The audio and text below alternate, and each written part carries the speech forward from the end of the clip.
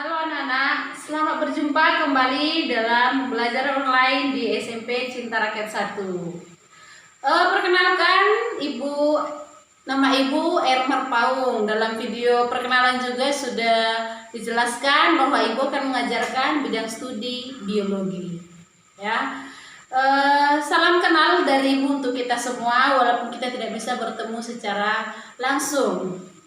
Pada pertemuan ini kita akan membahas tentang ciri-ciri makhluk hidup. Materi ini bukan materi yang susah.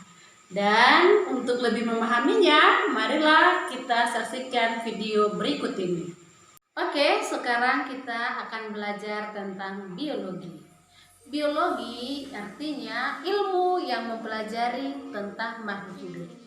Karena biologi merupakan ilmu yang mempelajari tentang makhluk hidup, maka yang pertama sekali kita pahami yaitu kita harus memahami apa saja yang menjadi ciri-ciri makhluk hidup. Ada beberapa ciri makhluk hidup. Yang pertama, bahwa makhluk hidup itu bergerak. Bergerak mungkin anak-anak kami memahami. Hanya di sini ada dua jenis gerak. Ada yang bergerak secara aktif dan ada yang bergerak secara pasif. Ciri yang kedua yaitu bernapas.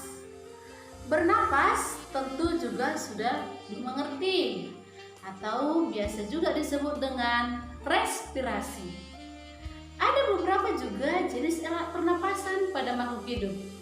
Tidak sama untuk semua jenis makhluk hidup. Yang ketiga yaitu tumbuh dan berkembang. Tumbuh tidak sama dengan berkembang.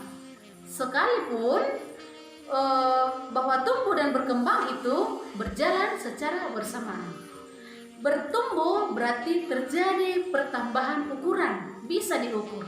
Sementara berkembang intinya di sana ada pengalami kedewasaan. Contoh, mungkin tidak ada di sini dari anak-anak kami sekalian yang bisa langsung berjalan. Pasti mulai belajar berjalan sampai akhirnya bisa berlari dengan cepat. Itu contoh perkembangan. Yang berikutnya, yang keempat ciri makhluk hidup itu adalah memerlukan makanan.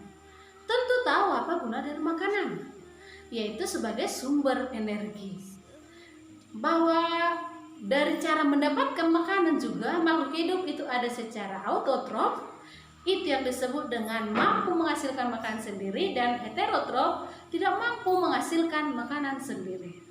Yang kelima yaitu berkembang biak atau disebut dengan bereproduksi. Tentu tujuannya di sana supaya melestarikan jenisnya.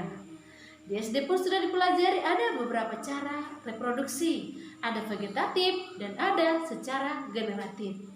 Selanjutnya, bahwa makhluk hidup itu juga memiliki ciri peka terhadap rangsang. Disebut juga dengan iritabilitas. Ya, contoh itu nanti bisa kita lihat seperti daun putri malu.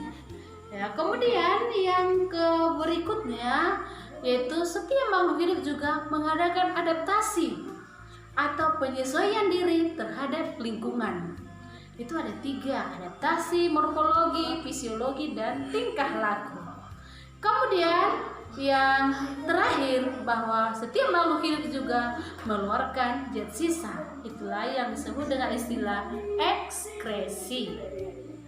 Baik, itulah tadi anak-anak yang menjadi ciri makhluk hidup. Yang pertama tadi bergerak, yang kedua yaitu bernapas, yang ketiga yaitu tumbuh dan berkembang, yang keempat memerlukan makanan dan minuman, yang kelima yaitu berkembang biak, yang keenam peka terhadap rangsang, yang ketujuh yaitu beradaptasi, dan yang kedelapan adalah mengeluarkan zat sisa.